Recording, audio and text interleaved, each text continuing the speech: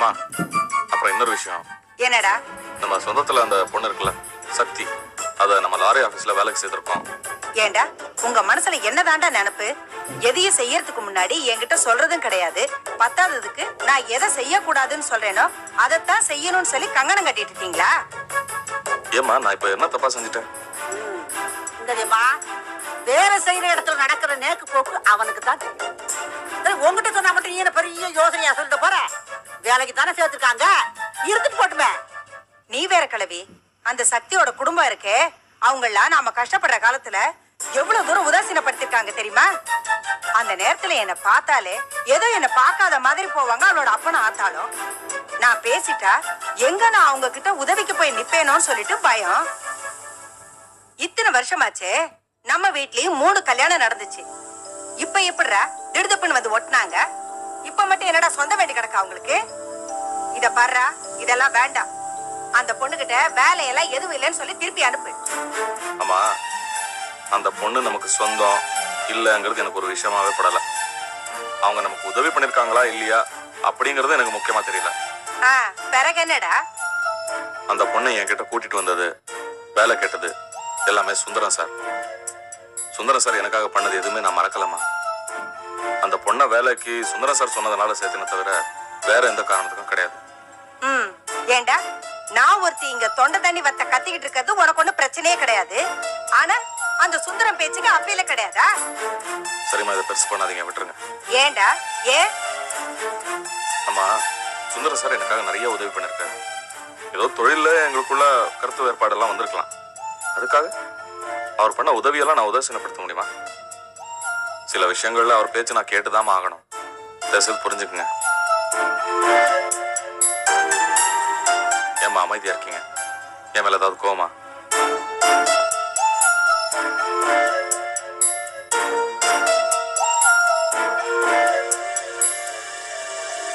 பாத்தியா சார், அம்மா எதுவுமே பேசாம ஏஞ்சி போறாங்க. சரி, நான் சொன்னதுல ஏதாவது தப்பு இருக்குன்னு நீயும் நினைக்கிறியா? இந்த விஷயத்துல எனக்கு எந்த அபிப்பிராயமும் இல்லைங்க. அந்த பொண்ணை வேலைக்கு வைக்கிறதோ இல்ல வைக்காம இருக்கிறதோ அதெல்லாம் உங்க முடிவு. ஆனா சுந்தரம் மாமாவை பத்தி உங்க மனசுல இப்படி ஒரு நல்ல அபிப்பிராயமும் மரியாதையும் இருக்கிறத நினைக்கும் போது எனக்கு சந்தோஷமா இருக்குங்க.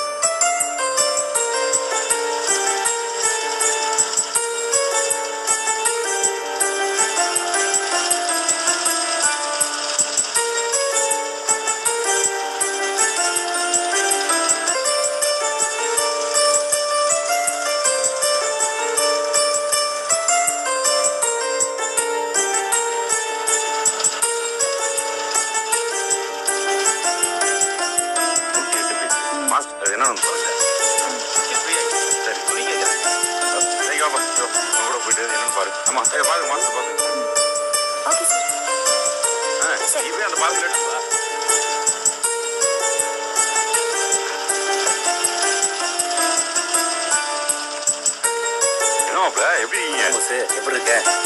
அதான் பாக்குறீங்களே, ஓடி ஆடி ஏதோ வேலையை செஞ்சுக்கிட்டு இருக்கோம். சரி வாங்க, உள்ள உட்காந்துருக்கோம். ஏய் தம்பி, டீ சொல்லிட்டு வாங்க. உள்ள உட்காந்துருக்கோம், வாங்க வாங்க மாப்பிள்ள, உட்காருங்க. அப்புறம் சொல்லுங்க மாப்பிள்ள. ரொம்ப சந்தோஷம். எப்படியோ இருந்த, ஆனா இன்னைக்கு உனக்கு ஒரு பொசிஷன். நீ அங்கேயும் ஓடி ஆடி வேலை பார்க்கறதும், உன்னை பார்த்துட்டு 4 பேர் எந்திரிச்சு வணக்கம் சொல்றதும் பார்க்கறதுக்கு மனசுக்கு ரொம்ப சந்தோஷமா இருக்கு. இப்ப நீ பெரிய நைட்ட போஸ். எதுக்கும் பெரிய பெரிய வார்த்தைலாம் சொல்லிருக்கீங்க? அது இல்ல போஸ், நான் எப்படி உங்கள்கிட்ட சொல்றதுன்னு தெரியல. நீயும் நானும் ஒரே மாதிரி தான். நம்மளை 2 பேர்த்தையும் யாருமே ஒரு பைசா கூட மதிக்க மாட்டாங்க. ஆனா இன்னைக்கு நீ பெரிய நைட்ட போஸ். மாப்பிள்ள, இன்னைக்கு நான் பண்ணிட்டு இருக்க தொழில், இந்த அந்தஸ்து எல்லாத்துக்குமே கோபி மட்டும்தான் காரணம். அப்படி இல்லை மாப்பிள்ள, நேரங்காலன்னு ஒத்து வந்துச்சுன்னா எல்லாமே நல்லபடியாக தான் இருக்கும். அது மட்டும் இல்லை, எங்கள் வீட்டில் இருக்கவங்க எனக்கு எத்தனையோ தொந்தரவு கொடுத்தாங்க. அதையெல்லாம் மனசில் வச்சுக்காம கோபிக்கு நீ உண்மையான இருந்த. கோபி மேலே பிரியம் வச்சுருந்தான். அதுக்கு வளர்ந்த மாப்பிள்ள இன்னைக்கு நீ நல்லா இருக்க. இல்ல மாப்பிள்ள, நான் அந்த மாதிரி வளர்ந்ததுக்கு வேற யாரையுமே காரணம் சொல்ல முடியாது.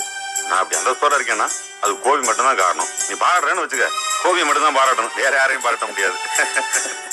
ஐயோ, நான் வந்த வேலையை மறந்துட்டேன்.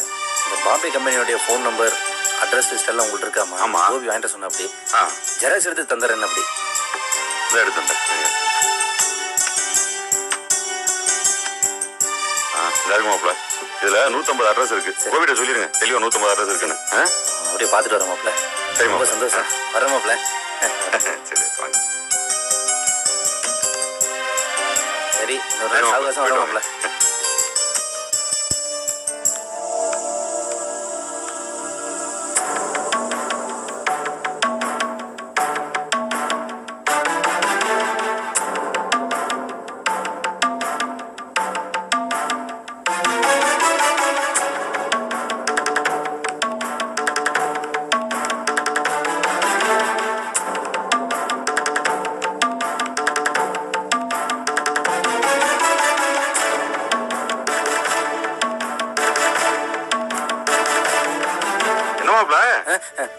என்ன கிளம்பலையா? இல்ல மாப்பிள்ள, அப்படியே சும்மா மேல போய் சுத்தி பார்த்துட்டு அப்படியே பார்த்துட்டு வரேன். சரி சரி வரேன் மாப்பிள்ள. சரி. வா வா வா சொல்லு. பிஸ்கட் கொண்டாந்துருக்கிறியா? சாப்பிடு சாப்பிடு. ஏப்பா காலேஜ்ல அவ்வளவு கூட்டமா வருதுச்சு. ஆமாமா, பவானி மாதிரி எம்பிட்டு பிள்ளைங்க பெரிய கியூவா நின்னுட்டு இருந்துச்சு. ஒவ்வொருத்தரா போய் இந்த பிரின்சிபலை பார்த்து வராத லேட் ஆயிடுச்சு. ஏப்பா பவானிக்கு சீட் கிடைச்சிரும்ல? நிச்சயமா கிடைச்சிரு. இதுக்கு என்னமா கொஞ்சம் கூட பயம் இல்ல? அவர் கேட்டதுக்கெல்லாம் ஊசி படாசு மாதிரி வீட்டுல பேசுற மாதிரி படபடன்னு பதில் சொல்லிச்சு. அது சரி. அவரு சிரிச்சுக்கிட்டே இருந்தாரு. இது சொன்ன பதில் அவருக்கு பிடிச்சின்னு நினைக்கிறேன். இதுக்கு கிடைச்சிரு. இன்னும் என்னப்பா கிடைக்காமலே போயிடும். பவானி ராத்திரி பூரா எவ்வளவு கஷ்டப்பட்டு படிச்சது. கண்டிப்பா கிடைச்சிரும், எனக்கு நம்பிக்கை இருக்கு. கிடைச்சிரு. சரி, நான் வந்த வேலை ஆயி போச்சு. நான் இன்னைக்கு அளவு கிளம்புறேன். நீ என்னத்த தேடிட்டு இருக்க? அப்போ பிடிச்சு இல்லப்பா, ஒரு பாத்திரம் வச்சிருந்தேன், இப்ப சமையலுக்கு தேவை காணும். என்ன பாத்திரம் அது? அப்பா கீழே ஓனரை மட்டும் கொடுத்தமிச்சேன், நானே மறந்துட்டேன். இருங்க போய் சீக்கிரம் எடுத்துட்டு வா. சீக்கிரம் வா. சரிப்பா. அளவு கிளம்புறேன் எங்களுக்கு. போ.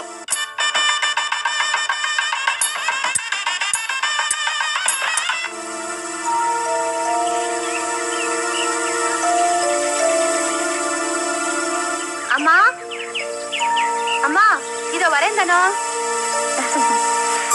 வாதனோ, ஊரெல்லாம் நல்லா இருந்துச்சா? நல்லா சமையல் வேலை முடிஞ்சிருச்சா? சமையல் தான் பண்ணிட்டு இருந்தேன். அன்னைக்கு கொடுத்த பாத்திரம் இப்போ சமையலுக்கு தேவைப்படுது. இருமா கொண்டு வரேன்.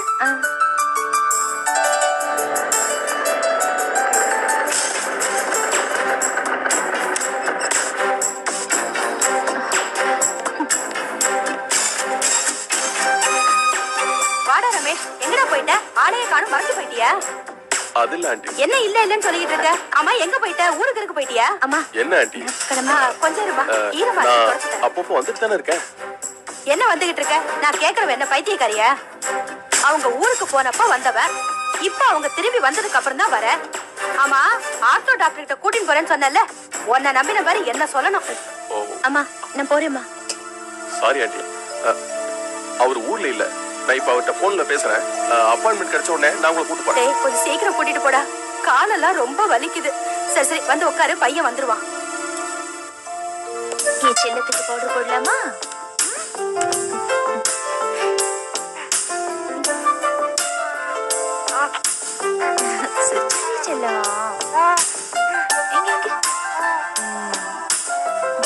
பாட்டி, உங்களை பார்க்க யாரும் வந்திருக்காங்க. அது யாருடி? அது என்ன இடத்துல வந்திருக்காங்க?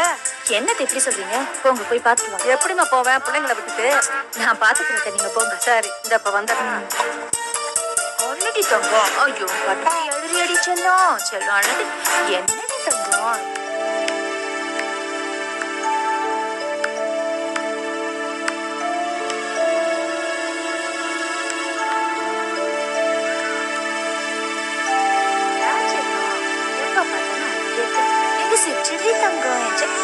அழக்கூடாதுல பட்டு.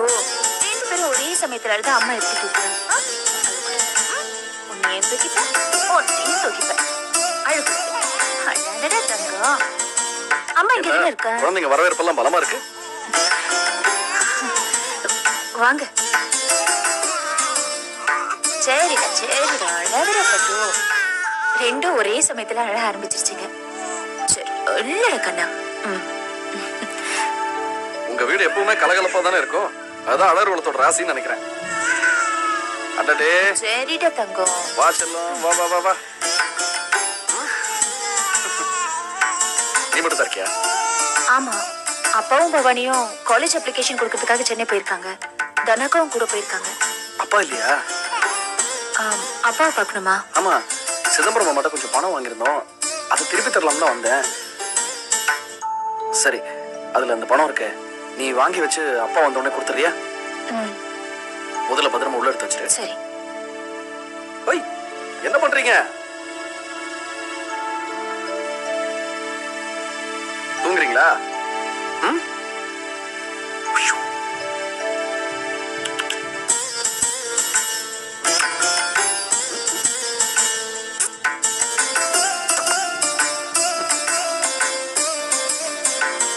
இந்தாங்க. தேங்க்ஸ்.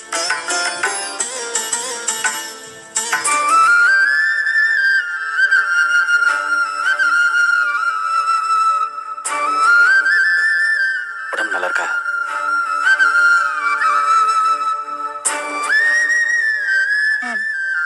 நல்லா இருக்கு.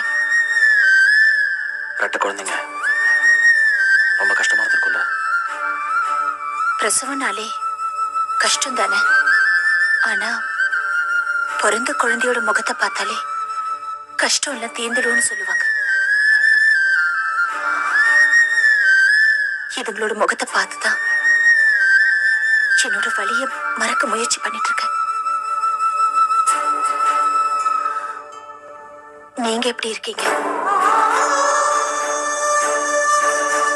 உனக்கு வலிய மறக்க குழந்தைங்க இருக்கு. எனக்கு அந்த மாதிரி எதுவும் கிடையாது. வலி மட்டும்தான் இருக்கு.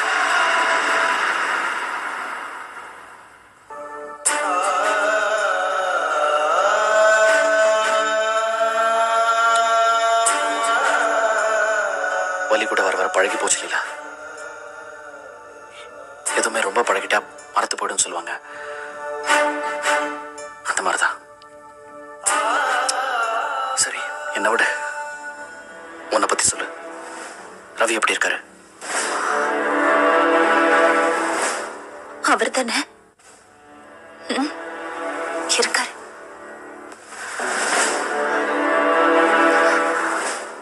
இப்ப அவரோட கோபம் என் மேல இல்ல,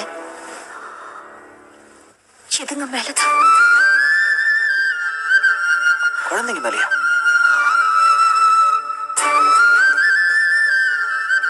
பொம்பளை குழந்தைங்கனாலே வேண்டான்னு சொல்ற மனுஷனுக்கு பொம்பளை குழந்தைங்கனாலே வெறுக்கிறவருக்கு ஆண்டவன் இப்ப பார்த்து 2 பொம்பளை குழந்தைங்களை கொடுத்துட்டாரு. அதனால இப்ப வெறுப்பு ஏன் மேல இல்ல, இந்த பச்சை குழந்தைங்க மேலதான் இருக்கு. என்னால நம்பவே முடியல இல்லையா? இந்த குழந்தைங்க மேல போய்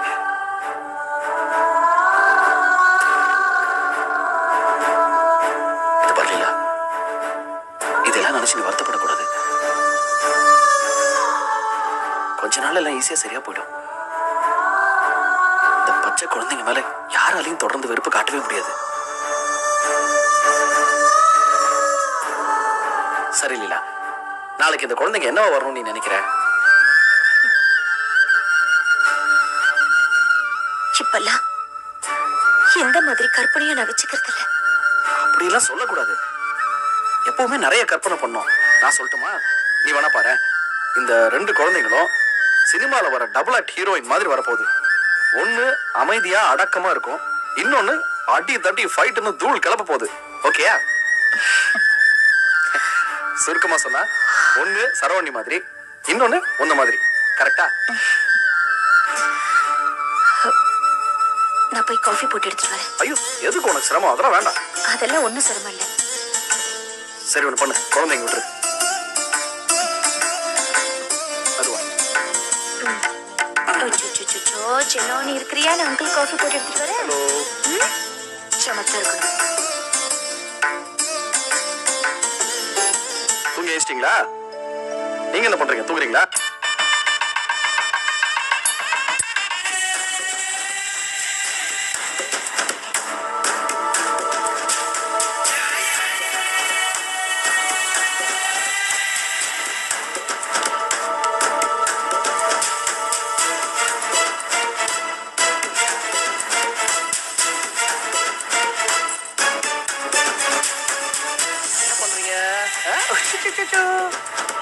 உங்களை கொஞ்சலாம் உங்களுக்கு கோவமா?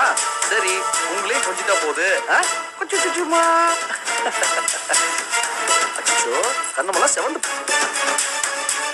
வாங்க ரவி. நீங்க எப்ப வந்தீங்க? இப்பதான் ஜஸ்ட்.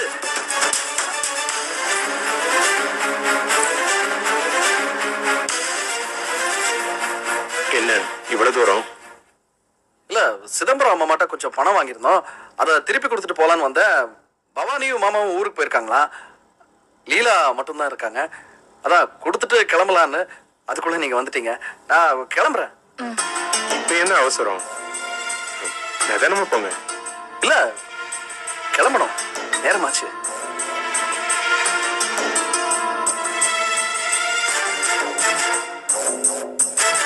நான் புறப்படுறேன். உங்களுக்காக லீலா போட்ட காஃபி ஆறுது, வேஸ்டா போயிடும், குடிச்சிட்டு போங்க.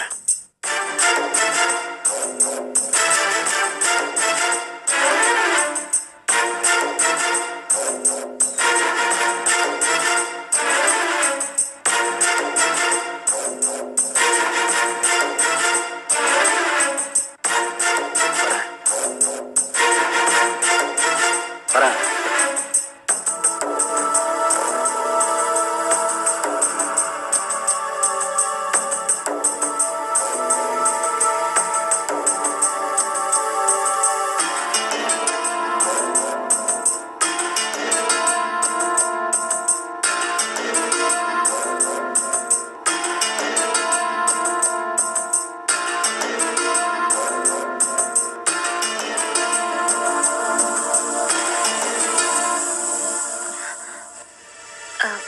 செல்வம் அப்பா கிட்ட பணம் கொடுத்துட்டு போகத்தான் வந்தாரு. நான் ஒன்னும் கேட்கலையே, அதான் அவரே சொல்லிட்டாரு. லீலா, நான் தப்பா நினைக்கல. நினைக்கணும்னா பழையபடி யோசிக்கலாம். அதுக்கு நிறைய வாய்ப்பு இருக்கு.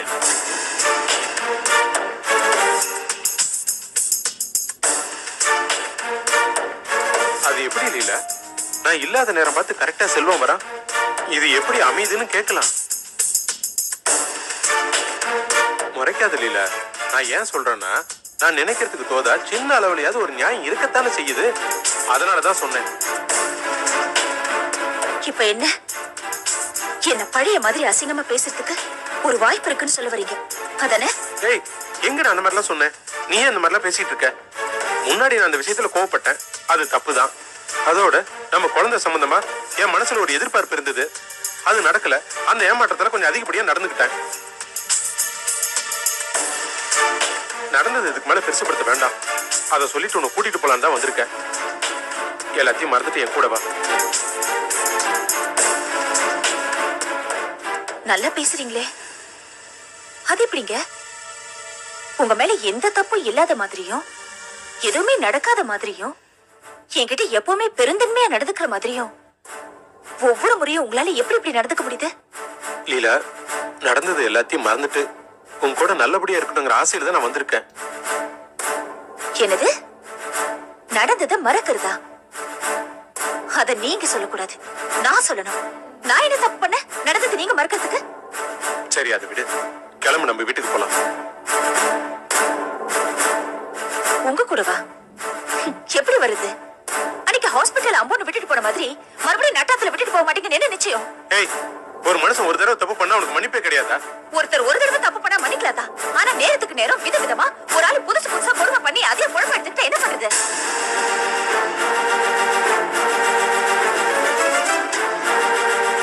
இப்ப புரியுது நீ ஏன் இந்த மாதிரி எல்லாம் பேசுறேன்னு. உனக்கு வேலை கிடைக்க போற தைரியம், எங்க அப்பனோட தூண்டுதல், இது ரெண்டும் சேர்ந்ததுனால தானே இந்த மாதிரி எல்லாம் பேசுறேன். ஓஹோ, வெரி குட். அப்போ இது தெரிஞ்சுதான் நீங்க என்ன கூப்பிட வந்திருக்கீங்கல்ல? வேலை கிடைச்சு நான் பாட்டுக்கு வேலைக்கு போக ஆரம்பிச்சுட்டா டெய்லி ஆபீஸ்க்கு போறேன்னு சொல்லிட்டு வெளியில போயிடுவா. என்ன பண்றதுன்னு பதறி அடிச்சுட்டு ஓடி வந்திருக்கீங்க, அப்படித்தானே? இதுல சந்தேகப்படுறதுக்கு எதுவுமே இல்ல, இதான் உண்மை.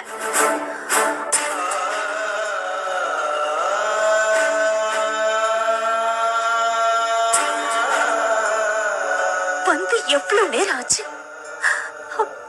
பெத்த குழந்தைகளை ஆசையா தொடல பாக்கல.